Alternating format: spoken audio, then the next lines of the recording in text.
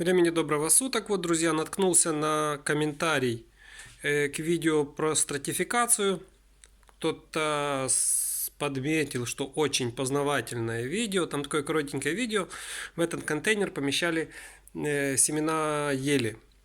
Не совсем люди поняли, что я хотел сказать. Я хотел сказать, что есть такое понятие или такое мероприятие, как стратификация. Это мероприятие производится в тех случаях, когда такие растения, например, как орех, как ель, ну и многие другие растения, они поддаются такому природному процессу, как стратификация. То есть, если семена созревают в августе и они высыпаются из шишек ели, то естественным образом они могут произрастать. И вот эти малюсенькие побеги, вот, видите, как елка выглядит? Это приблизительно где-то недели две вот этим елочкам. Значит, если они начнут вот таким образом произрастать где-то в сентябре, то, естественно, зимой, когда они вымерзнут, накроют это все снегом, они, естественно, погибнут. Таким образом, вообще популяция ели там, или других деревьев прекратилась бы. Вот для того придуман природой такой интересный процесс, как стратификация. То есть семена не будут запускаться в рост, не будут произрастать до тех пор, пока не пройдет их полное промерзание. Это касается посадки ореха. Лучше всего это сделать осенью, заложить где-то в ноябре.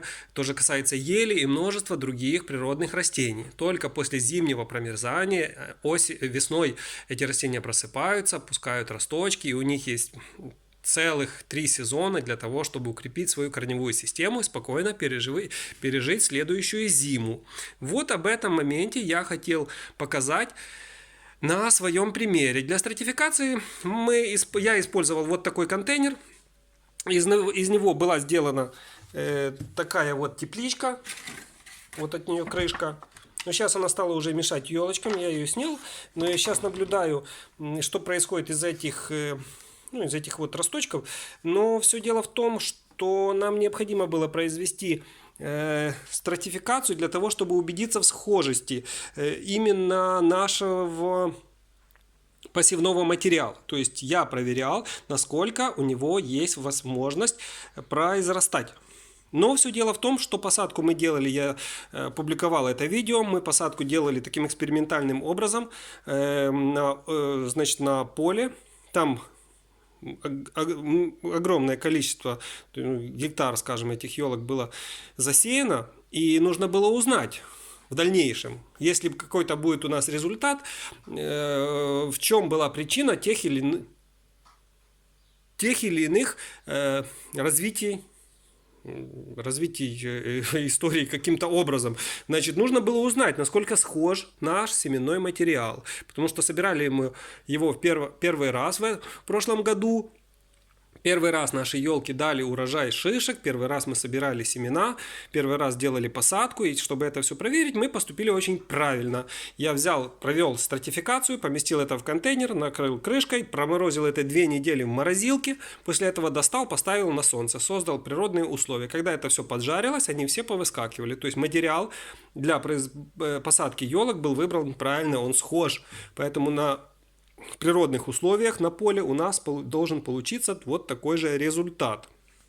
В дальнейшем я изучаю сам этот момент. Начали мы обильно их поливать. Некоторые росточки начали здесь болеть. Стал я волноваться. Вот видите, здесь вот такой подгнивший. Как это стовбур, как будет на русском? Ствол ели, видите, вот подгнивший, что-то упал. И еще несколько росточков уже здесь погибло. Стал я волноваться насчет этого. Вот тут тоже есть погибший один. А вот здесь, видите, лепесточек остался от семена ели, что действительно подтверждает, что это действительно семена ели. Со сбором семян вообще интересная такая история получилась. Первый раз у нас был урожай шишек на елках. Я занялся тем, что начал их собирать. Я думал, что они дождемся, значит, какой-то поздней осени и сами поотваливаются. По тех шишках, которые начали падать просто с елки, я убедился в одном таком факте, что они уже падают полностью пустые. Они вытрушены, мало того, что там какие-то жуки заводятся, просто червяки, которые переедают все эти шишки, и там абсолютно не остается уже никаких семян, и птички еще вот это все. То есть шишки, которые упали, в них уже не остается живых семян, поэтому для того, чтобы получить семена, пришлось эти шишки снимать просто живыми с деревьев. Что очень непросто. Крепятся они к дереву, к елкам очень мощно.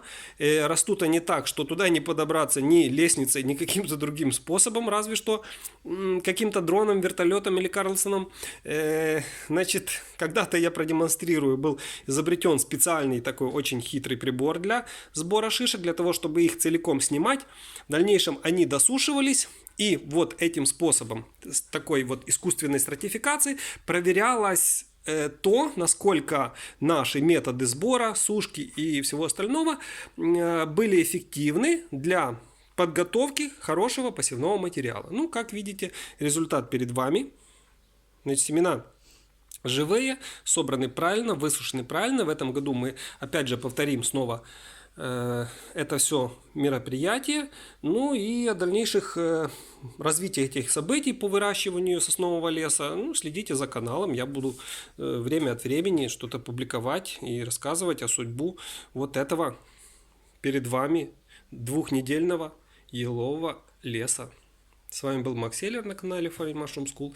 До следующих встреч на канале. Жду ваших отзывов и пожеланий.